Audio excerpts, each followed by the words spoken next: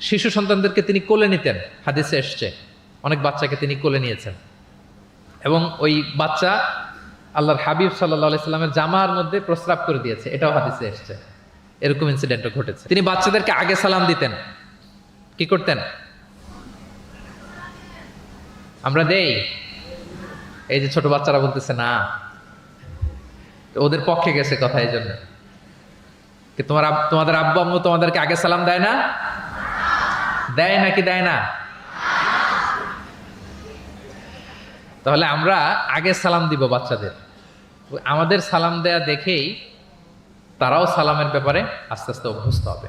প্রিয় নবীজি বাচ্চাদের আগে সালাম দিতেন, গালে হাত বুলিয়ে দিতেন, মাথায় হাত বুলিয়ে দিতেন, হাদিসে এসছে। জাবির ইবনে সামরা একজন সাহাবী, তিনি ওনার শৈশবকালের স্মৃতিচারণ করছেন। তিনি বললেন, একবার মসজিদে নবীর পাশে আমরা কিছু বাচ্চারা দাঁড়িয়েছিলাম। প্রিয় নবীজি নামাজ শেষ করে বেরোলেন, প্রতিটি বাচ্চার গালে তিনি হাত বুলিয়ে দিচ্ছেন। দিতে দিতে এলো আমার পালা। তিনি শৈশবের স্মৃতিচারণ করে বলছেন যে প্রিয় নবীজি যখন আমার গালে হাত লাগালেন, আমি একটা হিম শীতল পরশ অনুভব করলাম। এবং তিনি বললেন যে মদিনার বাজারে যখন আতরওয়ালারা আসতো, আতরের যে প্যাকেট বা লাগেজ উনি যখন খুললে একটা চমৎকার স্মেল আসতো, প্রিয় নবীজির হাত থেকে আমরা ওইরকম একটা সুগন্ধির গন্ধ পেলাম।